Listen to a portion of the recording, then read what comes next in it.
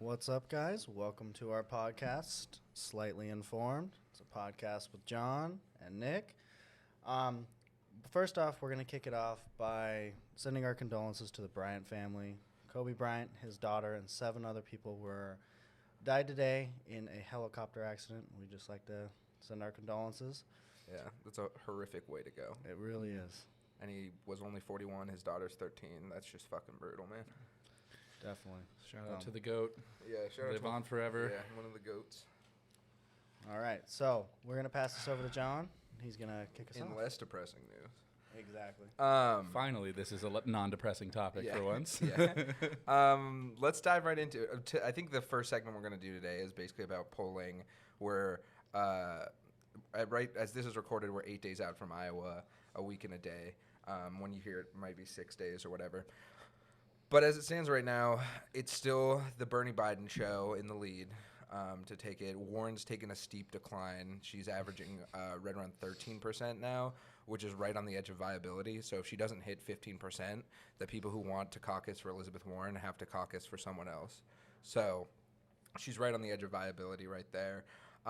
In my favorite news of the day, Andrew Yang has now qualified for the February debate. Get it? Return of the Mac. Yeah, Return of the Mac, and I think it proves the point that before this last debate, a big trending topic in the Yang Gang on Twitter was poll the people, because there was a 48-day polling gap right there in the middle where no polls came out. So between Thanksgiving and Christmas. So if you actually polled people, he is doing pretty well. He's one of the only candidates, I think the only candidates have a steady incline. He hasn't taken a dive yet or been moderately lukewarm. So he's recently been polling about 7-8% nationally, which is ahead of both Buttigieg and the Klobuchar. So I think it kind of puts this argument forward that Yang's a thing that's happening. I just saw another poll today that regardless of how you feel about it, he has made UBI a part of the conversation. There's now 52% who approve universal basic income or the freedom dividend. When before this, if you asked a random person what universal basic income was, they would probably have no fucking clue. So, I don't know. Any thoughts on any of that stuff, guys?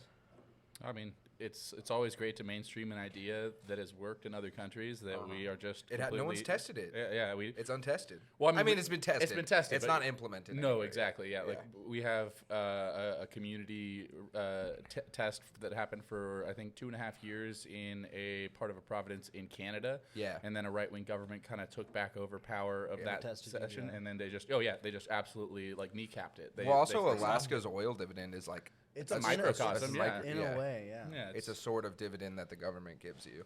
Yeah. I don't know.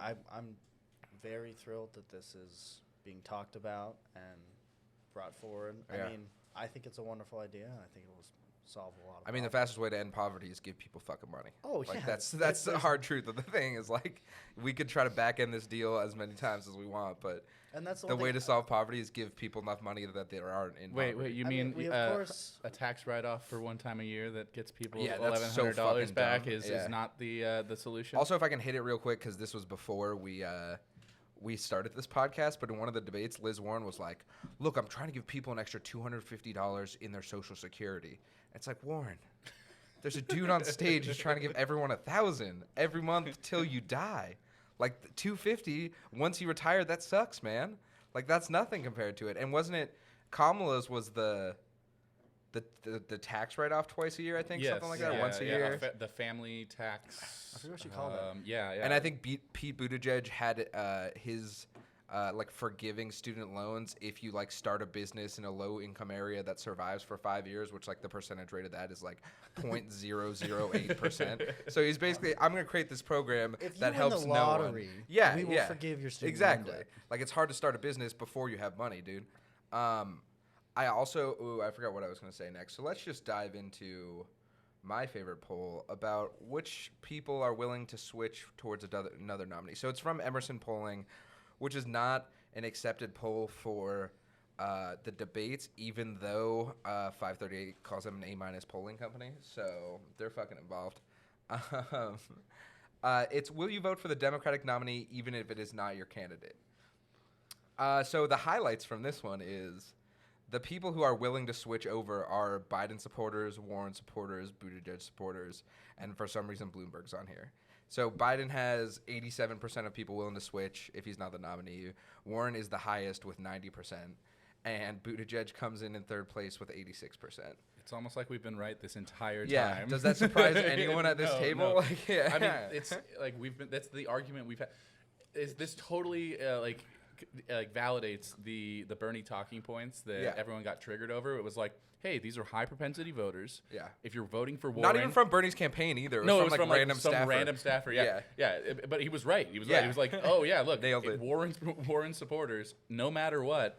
They're going to vote blue no matter who. There's no one. Yeah, exactly. There's no people who voted for Warren who said that they will only vote for Warren. Yeah. There are a few people. Her number that on say that depends. actually is this is 0. another highlight I didn't notice too is Warren has no people who are not going to vote for the Democrat.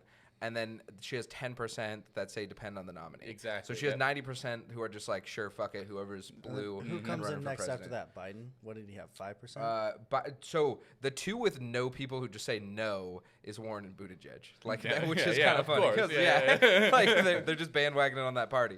Biden weirdly has 5% that say no, so there's some weird like right pullover for Biden. Weird. And then the two elephants in the room though is Andrew Yang only has 50% of people that are willing to switch, and 9% depends on who. 42% of Yang supporters say no. They're like, yeah, I'm just not doing it, man. That's the crossover support of like the independents and the Republicans. Sanders is next highest there, where Sanders has 53% who say they would be willing to switch to whoever the Democratic nominee is, and then he has 31% who is depends, which is going to be divided between Warren and maybe some Yang supporters. But a lot of the Bernie-crats aren't going to go Biden. They're not going to go Buttigieg. Yeah. Yeah, and as much as my argument for the sake of the judiciary is like, yo, if especially in a swing state, but anywhere, you should vote for the candidate. That doesn't mean that the people who are not engaged like we are in politics are going to have the same take.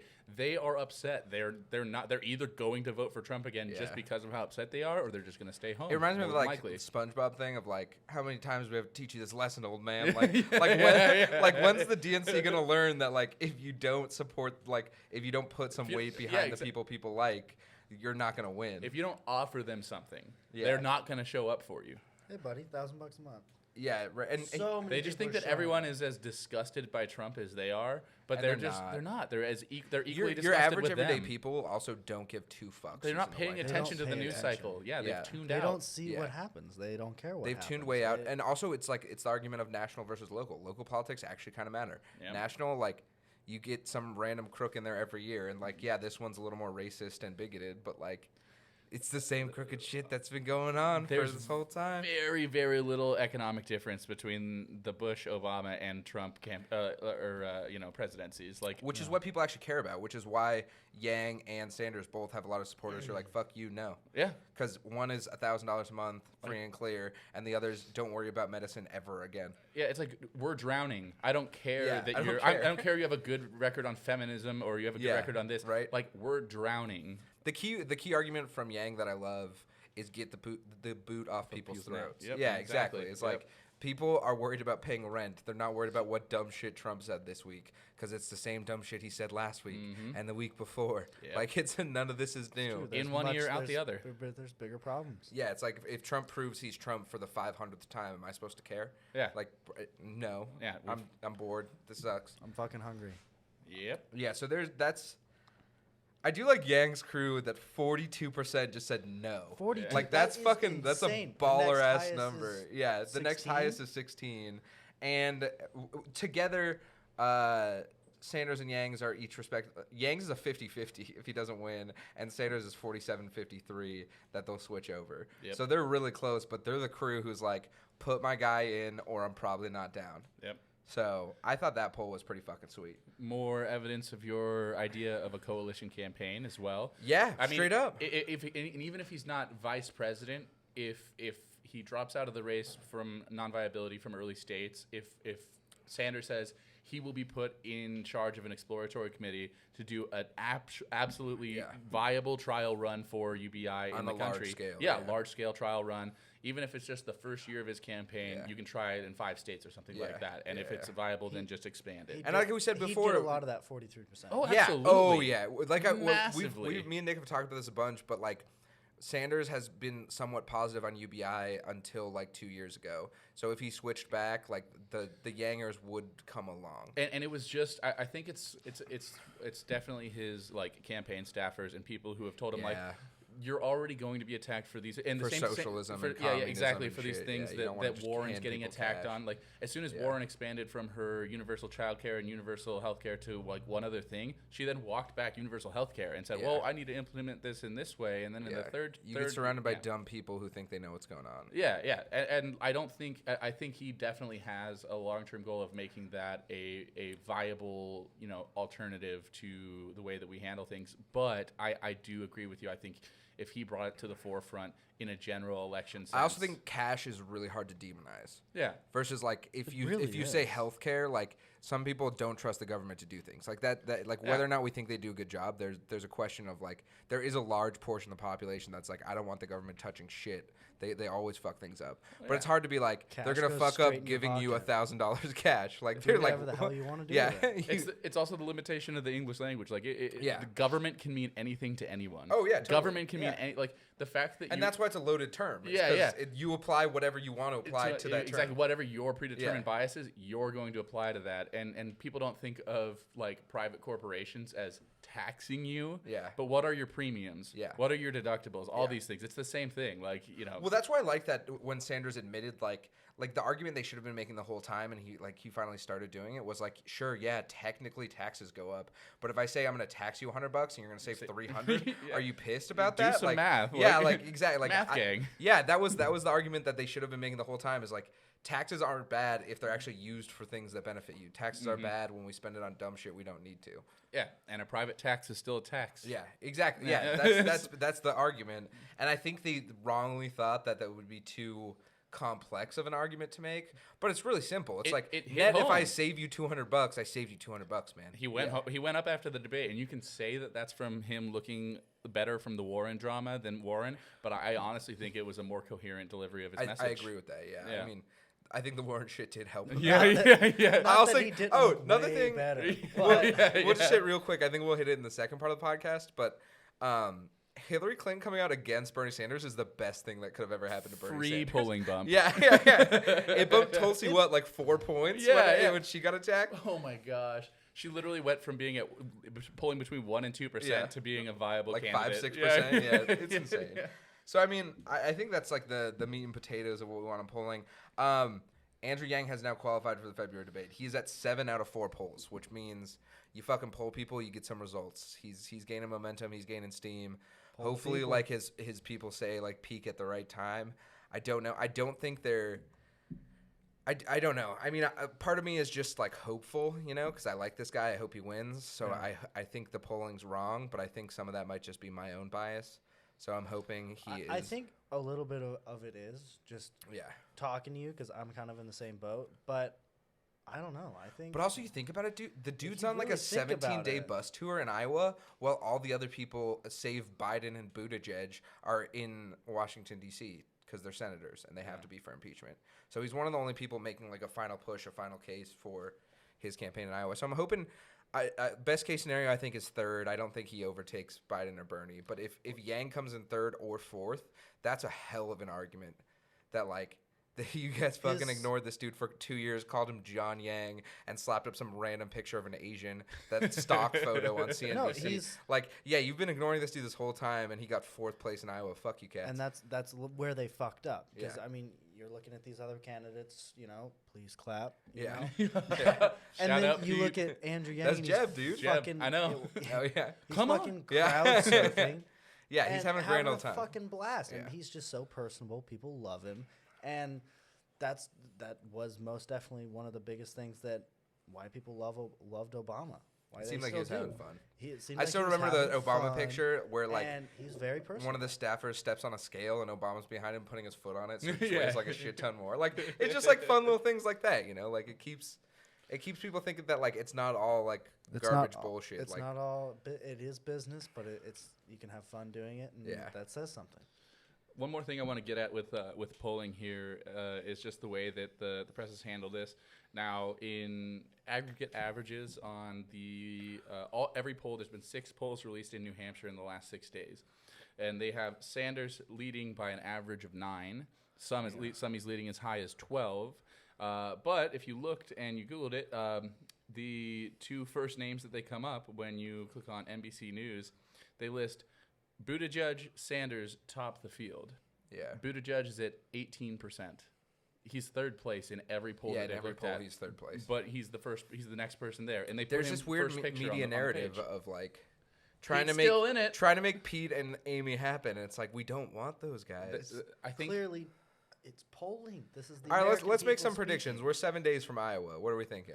All right, so I think it's going to be a real close Sanders-Biden split atop I think Iowa. best case scenario for you is Sanders is 1. Sanders 2 isn't bad. But No, if Sanders best wins, case, of I think course, Sanders Biden would be so deflated if he doesn't win that state. Oh, absolutely. That is a stake in the 'Cause heart. he's of also not winning New Hampshire. Like, Yeah. that's the elephant in the room too. So Biden's if that path to doesn't victory. happen, He has to win. He has to win Iowa. He won't win New Hampshire. Yeah. He has to win South Carolina, and then he And he has to probably win won't Nevada. win Nevada. No, he Yeah, won't. But yeah. like that's his path to victory. If he wins those 3, he can tumble his way into Super I'm going to Tuesday. tell you guys my prediction. If it doesn't I'm thinking happen, that's engine 1 failure. I'm gonna call He's it. got 3 more. It's not good. Bernie takes first place in Iowa. Yeah, Biden being number 2 is a huge kill to his electability argument. it really is. So Bernie takes 1, Biden takes 2. I think Liz taking a steep fall. I think Buttigieg weirdly takes 3 would be my argument. Mhm. I think Yang takes 4th. Warren takes 5th.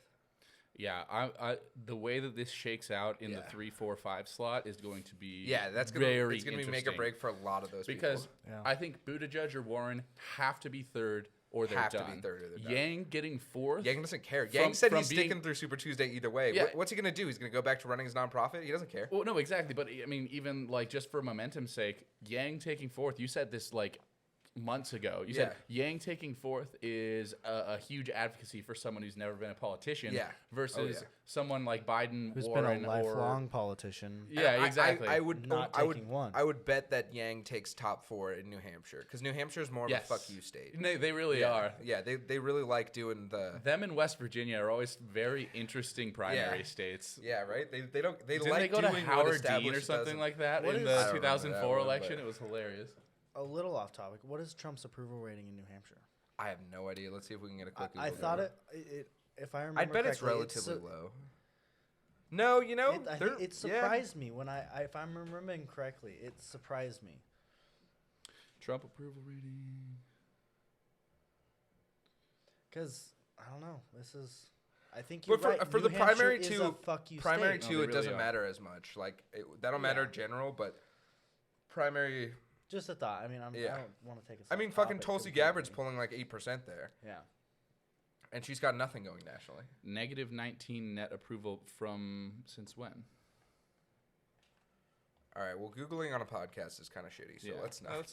Let's not get derailed here. Yeah. Hold but- please. Technical but yeah, difficulty yeah. music. No, but I think New Hampshire will be interesting. I think Iowa's going to go somewhat how they called it. I'm hoping Yang has more support in the same way that Bernie does too, from a lot of like new voters and like people Having who an haven't actual caucused ground before. game. Yeah, pulling over the right wingers because you Mhm. can change your party preference on the day of in the Iowa Mhm. caucus. Absolutely. I think both of those people are going to have outshine support, which is why I think Bernie takes number 1 over Biden. Oh, yeah. I think Biden's support is very lukewarm, and they're Yes. looking for Very any tepid. excuse. Yeah. No one's going to sit around for 6 hours during a No. caucus to wait to see about the delegate They're count to looking then for vote any again for excuse. Biden. Yeah, I think Yeah. he's got a lot of old people support Mhm. just because he's a name they can remember. They're not going to be there all day long. Yeah, I mean, you hope. A lot of old people are just like, hey, this was a thing I do every 4 years. whatever. Biden also is that he's the name. He's he's Yeah. definitely the top name in all of this, and I feel like there's still a lot of people He's just creepy Uncle riding Joe, off for that. sure. And I mean, once we get down to it, he's like I said earlier, he's flaming out. On the topic of Biden flaming out, Moving on to our second piece here. I think we'll transition to point number 2. Why? Well, Indeed. Why Why are we? Why? All right. Let's play that. We're going to audio play the clip. first, and then we'll let you know what's going on. Well, yesterday you said you accepted Bernie's apology, and now you're attacking him. Why are you doing that? Why wasn't his apology enough, Mr. Vice President? Right this way, Why attack Sanders? Why? You're getting nervous, man. Just calm down. It's okay. He apologized for saying that I was corrupt. He didn't say anything about whether or not I was telling the truth about Social Security. Thank you guys. Thank you. Why? How is he going to handle a Trump He's not general? going to. Like, we've got. He can't.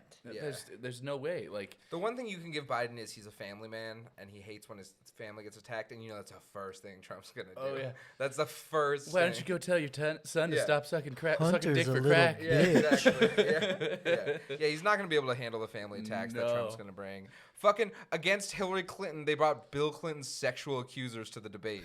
Like that, he's going to pull some shit like that and bring all like the strippers Hunter Biden's had sex with into the front row. Like it's going to get down and dirty. Trump would bring up his dead wife. Like Trump will drag him through the mud. Oh, absolutely. There's no way he handles it. I mean, just look at this. This is a reporter asking him three simple a questions. simple question. Very Simple question. Yeah. And he just Why wasn't goes his off. apology enough? Mhm. Like that would be one. Just be like, hey, he apologized for this one thing. I really think you should apologize for The other thing. Yeah. Yeah. Boom. Done. But he has to come back with why? Quick and concise. Just Yeah. get it over with. But he just like. And the second I remember when you first showed me that video, John, it was you said he's such a dad. Like that's like something like you're like, hey, are we there yet? Or they, oh my God! Like Yeah. they freak out. It's for horses. Yeah. No, it's a really bad look for Biden, and it like again, like we've talked about in the last week too, like. Being president is stressful. This guy is not ready for that stress. He's like, not. Yeah. He had the cushiest job in the entire White House. VP Vice is president. for sure the cushiest job. Oh yeah, Where there's- you roll around and no try one can not be to mad at die you. in case Obama dies. Yeah. Boom. That's it. That's your job. It's like be there in case. Well, Hey, I need you to give a speech. I know you haven't given one in 6 months, but can Yeah. you be here? I think I can do that. All right, cool. I need you to thanks. stand behind That's me the in job. aviators. Yeah. Sit in the situation room, look serious. Like that's vice president's job. Don't touch anyone's shoulders. Yeah. That's vice. And I mean, he got through that because it's a cush job, and they were trying to pull in like that's like fucking swing state support by into Obama's camp, but he's not ready to be president. Where is the body language expert on this one? Yeah, that's true. Like, That's what true. is going on here? His eyes. He's running Why? forward. I think we need to step in and really. Yeah. We need to Analyze get our this chops video. here. All right, this is our audition tape. He for could have just What said color why is he in wearing? one word. Why do you say why so many times? Yeah. That puts a lot of ambiguity in it. So he has a cornflower blue tie. I think. Let's analyze that first, because Yeah. color tells us the most. Blue could mean he's very sad, staying yeah. back a little too much, depressed almost. The full Windsor knot I tells think me a lot. This is one of those things though that this is one of those things that mainstream media is not going to cover because it's attacking an old man. So I didn't see he's any frail, coverage yeah. of this in like CNN, MSNBC, Fox. Fox probably covered it, but I didn't Fox see it. definitely did, but Yeah. we saw it on Twitter. Yeah, we Twitter see and these Reddit kind of things on Twitter, took- Reddit, like that, those kind of places. They were dunking from half court Yeah, on him. On this. Like, yeah. This is the thing. I think that's why his support is still high. Is that like people don't see these moments? Oh, let's tell the story about when we went to Debate Watch Party, and we went to Debate Watch Party for like the Idaho Democrats, and there's probably like 40, 50 people in the room, like not super a lot, but it was in like a big ballroom I'd in say like 50 is a pretty good yeah, guess. yeah, it was in a big room in like a brewery, and he had his like moment, and we died laughing. There's three of us in the Yeah. back laughing so hard. And no one else thought it Not was a funny. single Like, person laughed. Yeah. Everyone's afraid to laugh After at the like the frail Joe old man 30330 thing, and then he has his like bleeding out of yeah. his eye. Yeah, Like- everyone's afraid to like pick on an old man, so we're gonna do it here. Unless he's Jewish. yeah, exactly. You're anti-Semite. Leave him alone. Yeah. Yeah, no. So I mean, that you're not going to hear about this. The voters who are uninformed aren't going to hear about this, which keeps him in the 20s. If all these flubs were played on the actual like mainstream news, he would not be anywhere near. If the it was 20s. on repeat as much as CNN saying that Bernie was a sexist, he would have dropped. Yeah, for sure. If Bernie had a moment like this, everyone would be like, does he have the Constitution to be the president? Yeah. Like the mental fortitude, you know? But like, yeah. But since it's Biden and he's like a mainstream Democrat, everyone's afraid to attack Papa Joe. Oh man, I think that's it for the first half, boys. Yeah, I think so too. We'll call it halftime, and we'll see you boys on the other side. See you in a bit. Alrighty, guys, welcome back. So we like to start off the second part of our politics podcast with some shout-outs. So I'm going to throw it over to John, and we'll hear what his is. Yeah. All right, I want to shout out a news story that came out this week. The title of the news story is Detroit Man Settles Race Discrimination Lawsuit, Then Bank Won't cash his check. His name was Santor Thomas. I'm sorry if I'm butchering that, but that's his name. So basically, he sued his employer for racially discriminating against him. He finally gets his check, which reports say was like, it was 3 checks. One was like $170, one was like $13, and one was like $2,000. So the man had about $200,000. He goes to the bank to try to deposit. The bank calls the cops on him. so this man found out that one weird trick to double your lawsuit money. Bankers hate him. Yeah. So this man is going to be fined for a while after that second lawsuit. Oh, man. Yeah. So, and I mean, they called his lawyer. They tried to call the company who he sued to verify it was all him. His lawyer talked to the people at the bank and said, yeah, for sure, legit checks. And then they called the police on him. So, wait, that was after? I know. I think they did it. Okay, I think they probably did the phone calls after. But still, it was like, and they had the story said there was 2 cops inside who were talking to him, and then they had 2 outside, like he was just gonna fucking flee or something. Yeah. So yeah, he's gonna have some more money coming his way, is what I'm calling. That's so funny. Yeah, it's super bad. So Really bad. I'll toss it back to McLean with that news. All right, so mine goes out to Stephen Ruth. This guy, this is a little bit of an older story, but I love it because he found out that the red light cameras in New York, he's from New York, normally a yellow light should last about 5 seconds. He found out that they were lasting 3 seconds, and it was done intentionally to increase revenue from tickets given to people running red lights. So he first climbs up and pushes the cameras. He angles them up so no one could get tickets, right? They moved him back down, and then he cut the wires. So he cut the wires, and instead of just not doing anything, he goes to the local news to tell them about what's happening. Admits the crime. Admits the crime, says this is fucked up. Baller owns it. This is fucked up because, first of all, it's causing a ton of accidents, right? I mean, that's the biggest thing. But then it's fucked up. People are getting tickets when they shouldn't be. So he was arrested, and even the local sheriff's office offered to bail him out. They're like, you know what, dude? We're with you. Yeah. We're going to bail you out. We have to arrest you, but we're going to bail you out. So the story goes on. You guys should look it up. His name's Stephen Ruth, but that's my shout out for the week. Chaotic good. Yeah. I mean, when the cops offered to bail you out, something shitty was going on. Yeah, like if that's you're shady as hell. Literally they're literally trying to increase revenue at the cost of lost lives. Yeah, it's people are getting in more crashes, people are dying. My favorite comment is Florida man, chaotic evil. New York man, chaotic good. All right, I'm gonna toss this guy over to the shout outs over to Nick. All right, and for me, I'm going to talk about one of Washington, D.C.'s biggest failures and an absolutely terrible person by the name of Jim Messina. Now, if your brain has not been poisoned by politics over the last 6 years, Jim Messina was the head campaign manager for Barack Obama's 2012 campaign, as well as a highly homophobic ad for a statewide race in Montana. Okay. I thought you were going to say he was Prop 8. No. Yeah. Back in Montana, he ran an ad like, I forget exactly what the ad said, but it was something like, this person was the head of a a bakery or something that like he deemed to be like very gay and posh. So he threw that in an ad. So he's just an overall great guy. Just really gay one people of the like baked goods. yeah, just a really good guy. But he also had he's had a couple of flubs. He was hired in by Theresa May in 2017 to run a general election where he lost the Tories somewhere in the 60s of seats. So a real winner there. Lost 40 seats for the party that hired him in Italy, and then also helped David Cameron with the amazing decision to put staying in the EU on a public ballot. Like, smart. This will really just confirm our case that we need to stay in the EU. Yeah, there's no way this could go wrong. No. So this is the level of genius we're working with. I'm going to play the clip. He decided to give his input on the 2020 campaigns for the Democrats. Oh, my God. And don't underestimate the fact that Bernie, a lot of what he says, the message is basically you can live your life for free. We'll have free college tuition.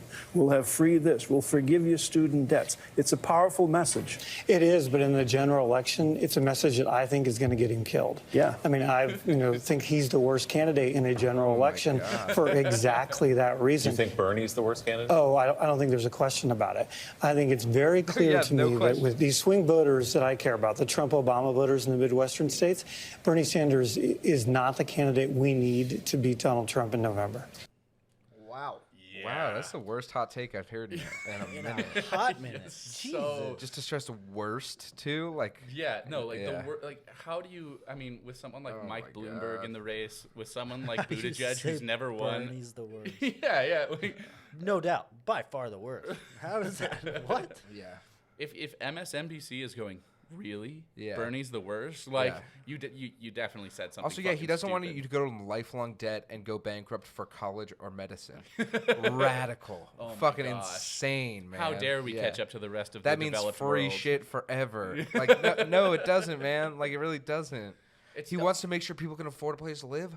Radical. Are you Like, guys at all surprised that he has run 3 campaigns for right-wing parties in Europe and lost? No. No. He's got the worst ideas. Oh my gosh. I didn't know this man before tonight, and I'm going to happily forget he exists. Shout out to Jim Messina. You're the worst. Yeah. Way to go, Jim. I hate you, and I don't know you. So we're moving on to our first topic on the second half here. We're gonna go into some of the dumb shit that's been thrown at the Sanders campaign, not from someone like Jim Messina, but from people very aligned with him. Twitterverse. The Twitterverse, the woke scolds of Twitter.com. Yep. They're just fantastic. Bernie got just a horrible endorsement from a terrible man. From a terrible man. Terrible man with the most popular podcast on the planet. Yeah. So Something like 7 million listeners. Or yeah, something? yeah. I think it's about way 10. higher, Yeah, I think too. it's- He has that many subscribers, I think. Yeah, 7 it's million something subscribers insane. and like over 10 million plays on almost every podcast he's released. It's ridiculous. Like he basically gave Yang a double in his Yeah. polling. No, when he's he the only saw- reason Yang exists. Yeah, he's a Yang, kingmaker, like, Yang started existing after going on Joe Rogan's podcast. Before that, he had no support. So of course you see something like this happen to a candidate, and of course it's a bad thing. Yeah. Because of something that Joe Rogan said, some things that Joe Rogan has said. To be honest, he's Yeah, said I mean, to be fair, he said some dumb shit. He's walked some of it back. he knows stands he's by not a some. smart guy. Yeah. He said some dumb things about trans people. He's had Gay some people. homophobic things in the past. But like, who wasn't saying dumb homophobic things on the internet pre-2012? Like, Yeah. this just like this insistence that everyone be pure from the moment that Yeah. they have a public audience to now Right. is absurd. Or even before, the woke crowd will fucking go be like, yo, I heard John Wayne's a racist. And it's like, yeah, he was a cowboy in like the 50s. He probably was a racist. Yeah, like, yeah. Most people were racist Can then. we drop it? Yeah. Jim Crow laws Yeah, existed, like, there's this weird diving into people's past, even if they've changed. But either way, like, even if you have someone who, like, largely we don't like, I mean, I like him, but, like, even if the woke crowd largely doesn't like him, a person with that kind of audience reach endorsing a candidate is probably the best thing that could possibly happen. Yeah. Oh, it's fantastic. I mean, And outside the mainstream media, no one cares when some like random congressperson from like fucking like Tuscaloosa endorses a candidate. Yeah. But like Joe Rogan has like 7 million dedicated listeners. And he endorsed Bernie. And he endorsed Bernie. Absolutely, It's yeah. big. It is a big thing. And to the woke scolds that are on Twitter, they're almost all guaranteed like a non-involved in the progressive movement. They're a centrist type who loves the identity politics of the Hillary Clinton, Barack Obama era of Democrats. And just a shout out to Hillary Clinton for all those people. If you're a listener and you think, hey, I think Joe Rogan is problematic. Yeah. Hillary just went on Howard Stern. Yeah. He went on Stern. She went on Stern. Like, Yeah. what argument are you going to make for Rogan that you're not going to make for Stern? Yeah, exactly. Stern is problematic to this day. He's a like dirty boy. Yeah, I mean, I love him. He's Yeah, like he's a funny, he's a raunchy, funny cool, guy. But yeah, he's got problems. he's He's got got problems. some serious problems. Well, and then let's read the Sanders campaign response to this, which is, the goal of our campaign is to build a multiracial, multi-generational movement that is large enough to defeat Donald Trump and the powerful special interests whose greed and corruption is the root cause of the outrageous inequality in America. Sharing a big tent requires including those who do not share every one of your beliefs, while always making clear that we will never compromise on our values. The truth is that by standing together in solidarity, we share the values of love and respect that will move us in the direction of a more humane, more equal world. I mean, that about sums that up. Like, that is the absolutely perfect If you response. want a big tent, there's going to be some people you don't agree with every single issue. And if we try to force everyone to come in line on every single issue, that's how we lose. That's how Labour lost in the UK. Yeah. They sidelined Corbyn's like progressive economic issues in favor of identity politics, and There's not that identity politics aren't woke important. people there. Yeah, just overall, most people don't care. Let's mention Gungirl again. Yeah. The hottest takes in Gungirl's videos are the vast majority of people she asks woke questions to, who are just like, I don't give a fuck. I don't Put a care. urinal in the women's bathroom. Yeah. What does it fucking matter? Yeah. Like, hey, guess what? If we can afford it, let's do it. Yeah, It's that's in the like budget. that's 95% of the populace though is like, I don't care. Yeah. Like, do you, man? Because I'm over here trying to do me and survive. The So best I don't give a fuck. The best was when she would ask someone and she would be like, I don't know why people make such a big deal about it, to like the person making Yeah. the biggest deal Yeah, about it. And then she exactly. gets obviously Yeah. offended right there. It's like, Yeah.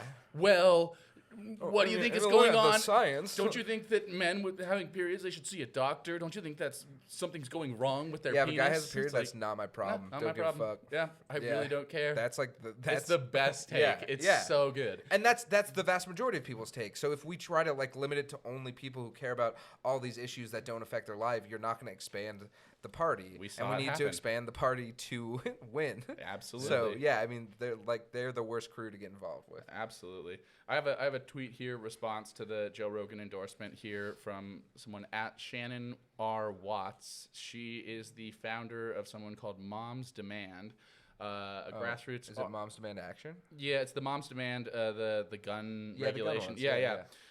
She tweets in response to this, I really hope, in parentheses, white, I wonder why she did that, women learned the lesson in 2016 that misogyny embedded in campaigns and among candidates' supporters won't stop when they win. It only gets worse.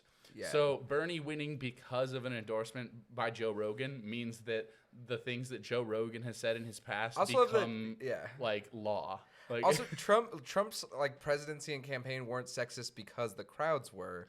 The crowds were sexist because Trump is. was, Like yeah. it's the exact opposite of what they're saying. Like, Yeah. Sanders is actually pretty woke on all these issues. Yeah. Like he also He's had pulls a- people in with the economic argument and with things like that. And he doesn't like if you vote for him, he's still gonna stick by his values, which is what they've always said. But feel free to vote for me, dude. Which is what you're supposed to do. And it's convince so- people to vote for you. It's so disingenuous because, like, literally you could take an academic feminist with a modern perspective on the way that we handle gender issues and look at a Bernie speech from 1976. Yeah. And guess what? They Of would course a approve of woman what he can be said. president. Yeah, yeah. Of course a black man can be president. Yeah, he has had he has had strong feminist bona fides for this entire time, so it's clearly something to try and undermine his campaign. Oh, totally. It's yeah. absolutely Well, because it was always a Definitely. convenient attack too on Hillary. We're like, oh, she just happened to approve of gay marriage right when it And it started started pulling pulling above 51%. Yeah, Yeah. exactly. Exactly. Just happened to reevaluate. Like, no, like Bernie Sanders stood by these issues when it was inconvenient,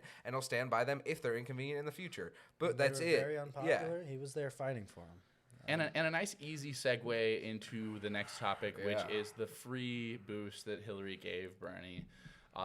Actually, I'm gonna put a fourth shout out in here. Shout out to Hillary Clinton. Thank you.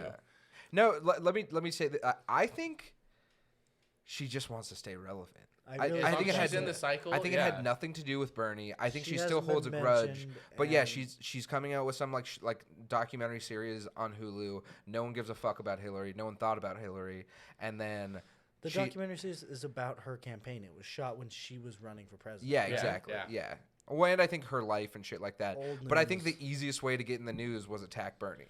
Well, so she did. I think there is an undermining of Bernie there too, because the election of someone like, or the nomination even of someone like Bernie, Yang, or Gabbard, who strays from the status quo, is a wholesale dismissal of her politics, everything she stood for 40 years. Like she lost to Trump. She lost to the most unelectable Republican of all time. She's the only person who could have managed to do that. Yeah. There's this argument that we have to stray to the center to attract the right, and that argument is not true. It just has and never... if a Bernie wins, if a Yang wins, all that means is like we don't have to stick to center issues. Like we can go buck wild and try to get some stuff done. Honestly, the last time that was true was with Bill Clinton, and he is a uniquely charismatic president. People say, I mean, Obama ran or governed centrist, but he ran populist. Yeah. Of course, that's how he won. He gathered mass amounts of people. Yeah, I think Nick's right. Like, if Bernie manages to win this whole thing, all it makes people think is, oh, fuck, if the DNC didn't rig it in 2016, we wouldn't have had to deal with Trump at all. Absolutely. So, like, I think that's the worst possible scenario for her is allowing Bernie to win, and then everyone thinks, well, shit, he could have won in 2016 too, but we had to have Hillary, and she lost it for us. Yep. So. Oh, man. Yeah, it's depressing to think about. And it's also depressing to think about this only happened this week, because it feels like another one of those that feels like 80 years ago that I couldn't give less of a fuck about. Like, it just... Yeah. She's so irrelevant now. Remember when the polls came out? Please go be a grandma and just go do grandma things. You can knit. You can hang out with your grandkids. Like... You can angrily knit Bernie's name with a circle and a line through it. Like, do that to yourself. Do that on your own time. You could do that stitch thing, and then you just like say "fuck you, Bernie" and like cross stitching or whatever it's called. Yeah. Do that stuff. But go ham. Please, just you're not going to become president ever. You missed your shot. Please just go enjoy your retirement. Bill doesn't look like he has too long left. So Go nurse that sex fiend of a husband you've got into his retirement home. Plenty of foot rubs. Just enjoy retirement. The sooner I can stop hearing about Hillary Clinton, the better I would be. I mean, I don't care about most politicians who've exited politics. Mm-hmm. If you're not relevant, like accept that and move on with it. You can do other cool shit. Al Gore became the climate change guy. Yeah. You know, like go do something. Yeah. You know, it doesn't have to be politics. No one cares about it if you like Bernie. If you're still like big on feminism, go do feminist rallies. Yeah, just don't shit on like other movements. Other people running. Yeah. It was definitely like the easiest way to get some news about Hillary. Oh yeah. Was attack Bernie. Absolutely. So she did it. We've got one more major topic to cover here before we go into our chaser this week. This one is hilarious. Now there's a lot. We're gonna play you a short. We're gonna play a short clip and then we're gonna explain some stuff. Yeah, because there's really a lot to this, and it's all funny and all sad. There's a lot going on. So this to give you an interview with it, or introduction to it. It is NPR's full interview with the Secretary of State, Mike Pompeo. Yeah, we're not gonna play the whole thing though, because I fuck listening to Mike Pompeo. Oh my gosh, it's the worst. He is just the worst person to listen to. But yeah, here's just a little clip to get a taste of the vibe of this interview, and we'll tell you about what happened after the interview. That's the best part. All right. I confirmed with your staff last night that I would talk about Iran and Ukraine. I just don't have anything else to say about that this morning. I just want to give you another opportunity to answer this, because as you know, people who work for you in your department, people who have resigned from this department under your leadership, saying you should stand up. For the diplomats who work here. I don't know who these unnamed sources are you're referring to. I can tell you this. These are not unnamed sources. This is your senior advisor, Michael McKinley, a career Foreign Service officer with 4 decades experience, who testified She has the receipts. That he resigned in part due to the failure of the State Department to offer support to Foreign Service employees caught up in the impeachment inquiry on Ukraine. Yeah, I'm not going to comment on things that Mr. McKinley may have said. I'll say only this. He said it under oath. Every State Department official. We've built a great team the team that works here is Sir, doing respectfully, amazing work where around have you the world. defended Marie Yovanovitch? I've defended every single person on this team. I've done what's right for every Can single you point person me on this toward your team. remarks where you have defended Marie Yovanovitch? I've said all I'm going to say today. Thank you. I've said all I'm gonna say. I'm done. She fucking showed up with the receipts, called him on his bullshit, and he wasn't prepared for it. Also, love that he's our head foreign diplomat, and he can't get questioned in a simple interview. Like, that's goddamn, dude. Like that. It's bad. I said I would only talk about this one foreign issue. How dare you bring this other foreign Yeah, issue? exactly. That is How dare you tangentially expect me relevant? to ask questions about or answer questions about something I didn't want to? Like, yeah. Like what? Oh man. Okay, but let's dive further into what happened after the interview. Quote from an NPR article: "He shouted at me for about the same amount of time as the 9-minute interview itself. He was not happy to have been questioned about Ukraine. He asked, 'Do you think Americans care about Ukraine?' He used the F word in that sentence, and many others. He asked if I could find Ukraine on a map. I said yes." Side note outside of the quote: she went to Harvard and Oxford and graduated with a European studies major. Like, she knows where fucking Ukraine is, you dumb idiot. Okay, so he asked if I could find Ukraine on a map. I said yes. He called out for his aides to bring him a map of the world with no writing, no countries marked. I pointed to Ukraine. He put the map away. He said, "People will hear about this." Oh my god, that's so dumb. I'm just thinking, Fucking ridiculous. the visual of sending your aides to go Google map of the world with no countries marked, Print it. yeah, print it and bring it Bring back, it back. put it on the table, and she was like, "There." And he's like, "People will hear about this." Oh my god! That's And then so I think there was another part. Let's see.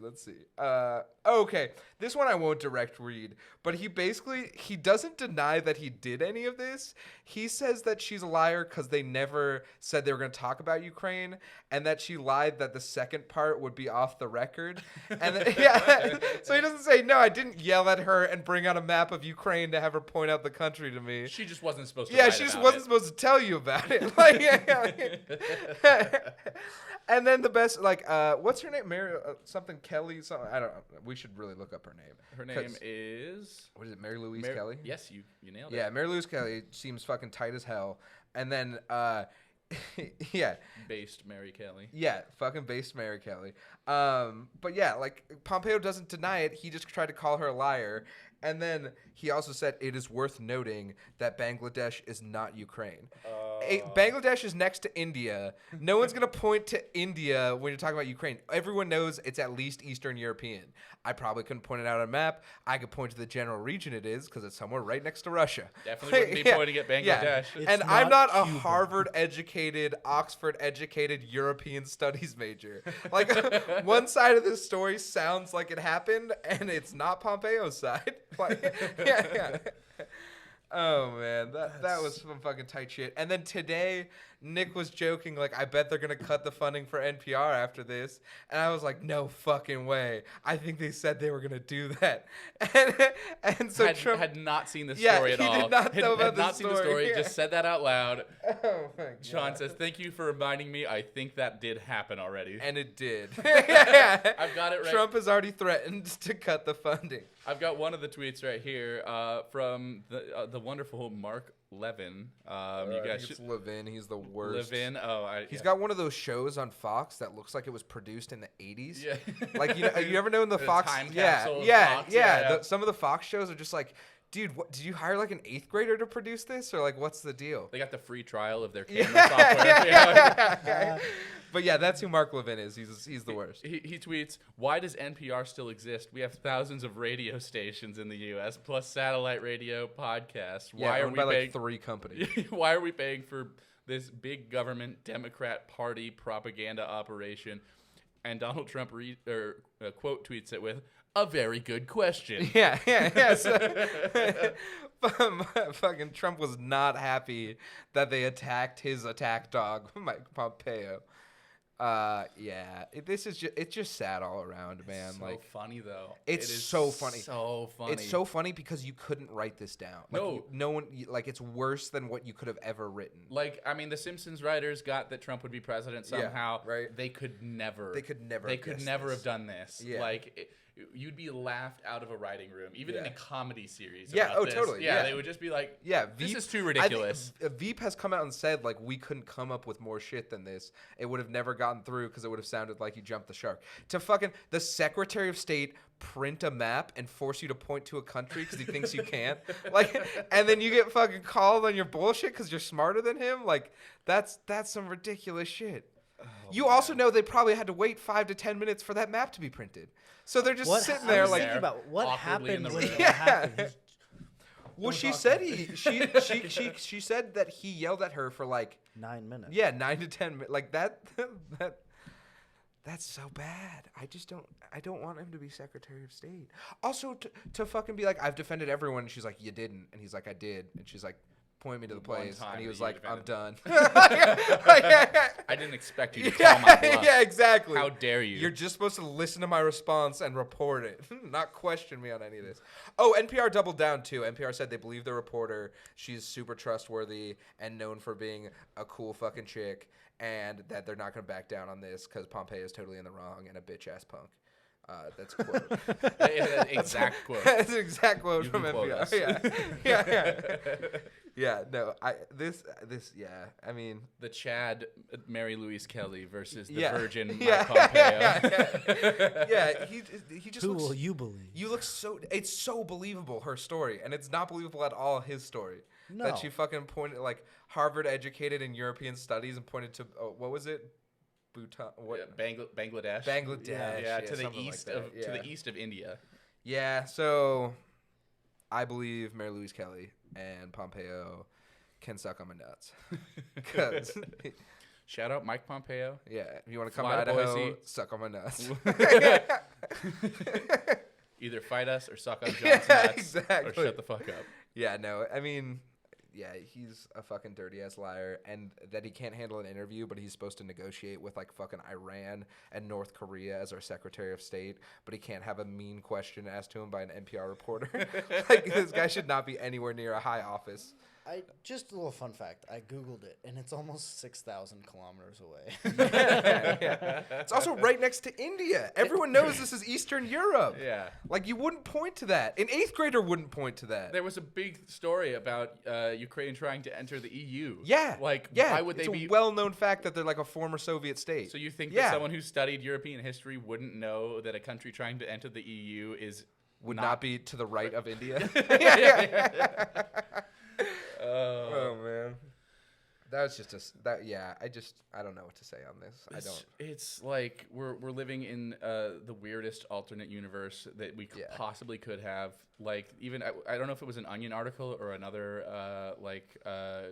thing that was a very similar, like, all satirical journalistic source that was like, nation satire writers struggling to keep up with increasingly absurd reality. You can't come up with things that sound more absurd than this. Like, they're out of ideas because this is just such a real rough life timeline now. that we're living in. The Onion has just started predicting things, essentially. Yeah, essentially, yeah. I don't know. How we doing at time-wise, Nick? We got, we're pretty good. I think we can jump into the chaser if we want. Let's jump in the chaser. We got a real good chaser for you. Yeah. If you thought that was funny, this is fantastic. Let's do it. It's going to be like a 4-minute video, so buckle up. Yeah, this is a long one. We'll try and include the full actual video in it. If not, enjoy the audio because it's just as good. Yeah. All right. Meet Lindsey Graham, senior U.S. Senator from South Carolina, chair of the Senate Judiciary Committee, and the most shameless man in American politics. Spineless little fuck. When it comes to shameless, hypocritical, dishonest politicians, Lindsey Graham has a lot of competition. There's Donald Trump, of course, Senate Majority Leader Mitch McConnell, and Texas Senator Ted Cruz. But it's Lindsey Graham who, in my view, is the worst of the lot. Because before his new hero, Donald Trump, came along, Trump's the best golfer. You're the best golfer. Before all of that ass-kissing, the South Carolina senator put a lot of effort into cultivating an image of a reasonable, sober, sensible, moderate Republican, willing to reach out across the aisle, willing to stick up for his principles, willing to denounce both Donald Trump and Ted Cruz at the same time. Remember when he was asked who he'd vote for out of those two men? It's like being shot or poisoned. What does it really matter? Today, there's no position he won't abandon, no U-turn he won't perform, no lie he will not tell. Let's start with his position on Trump. Send people to Washington who don't hate Trump. Yeah, people who hate Trump are so annoying. People like this guy. He's a jackass. What was that? He's a jackass. Graham once hated Trump so much, he slammed his own party over it. My party is going bat crazy. Now, though, Graham goes mad if you or I call Trump a bad name, especially if you call the president a racist. If you think he's a racist, that's up to you. I don't. Really? You don't? He's a race-baiting, xenophobic, religious bigot. The Senate also gets mad if you say Trump's crazy, especially a kook. You know what concerns me about the American press is this endless attempt to label the guy as some kind of kook. The American press's attempt to label the guy? I think he's a kook. That is Graham's approach to the issue of impeachment. If you could show me that, Trump actually was engaging in a quid pro quo outside the phone call, that would be very disturbing. Was there a quid pro quo? With regard to the requested White House call and the White House meeting, the answer is yes. So there was a quid pro quo, but Graham still doesn't support impeachment because he's a constant mover of the goalposts. And he's even willing to lie under oath himself to protect Donald Trump. Do you solemnly swear that you will do impartial justice according to the Constitution and laws, so help you God? There he is swearing in at the Senate trial for Trump, pledging to be fair and impartial. But here he is just a few weeks earlier, making clear he won't be. I've made up my mind. I'm not I trying wasn't to in any pretend to doubt at be this a point. fair juror here. He's not trying to pretend. In fact, he's open about not wanting any witnesses to testify at the trial. I don't want to call anybody. I don't want to talk to Pompeo. I don't want to talk to Pence.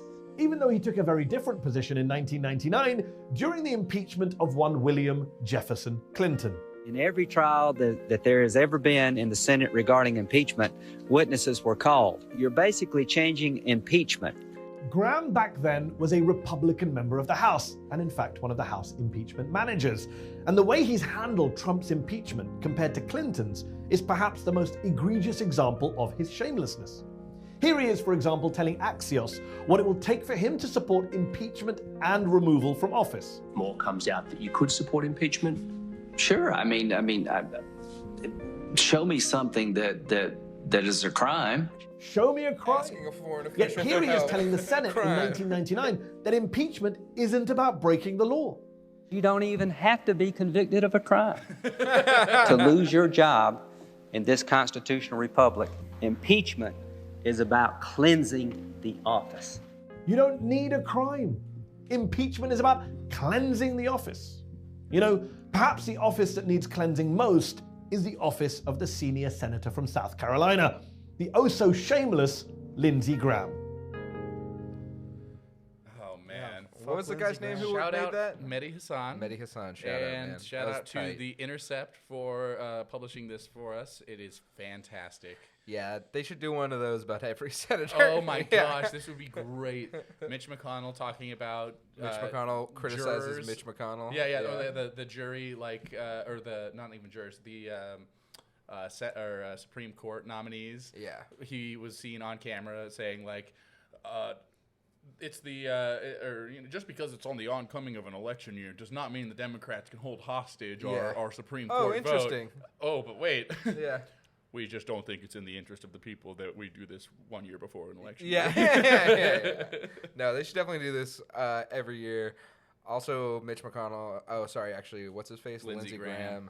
Looks like a huge fucking cuck. Oh, biggest cuck. He got cucked so hard by Donald Trump. Oh my gosh, put Yeah. in his place. Almost as bad as the Mitt Romney picture where he's at a dinner after. Yeah, that was bad too. At after least calling Mitt him out. seems like he turned around a little bit to be like the somewhat critical of Donald Trump that he is now. But Lindsey Graham's just went full scale. Major cuck energy. Yeah, major cuck energy. He's got to fucking tone it down. Yeah. I always just wonder, like, what do these guys think about this stuff? Like, does it keep them up at night? Because, like, yeah, I mean, I think they lost that years ago. Yeah, I guess. I mean, it makes. I know if I whipped her, like, if I full scale hated a dude, and then the next week had to be like, yeah, that he's kind of tight. That would drive me insane. Dissonance would just make me lose my shit. Yeah. I'd be in a psych ward. Right? After Yeah, doing exactly. that for enough years. I'd rather lose my job than have to turn around and be like, yeah, totally cool with Donald Trump now. Like, I don't know. Like, that just it kind of drives me wild to think about how he can turn around that quickly. Oh, it's absurd. I mean, that's our chaser, so I think we'll call it because, you know, we had some highs at the beginning. Our boys are up, and then it just went downhill from there. So I'm glad if you stuck with us this long. Alrighty, guys. Well, thanks for tuning in. And if you're still here, check out our other podcast. We should be uploading soon. A Pub Divided on the same YouTube channel, under the same media account. We debate issues sober and have a nice formative debate, and then we get drunk as shit in the halftime and go back at it. So yeah, if you need to see more of us, see it there, and follow us on. We'll see you next. Follow us on YouTube and Spotify. Oh, and Apple Music, Apple Podcasts. There we go. Love you.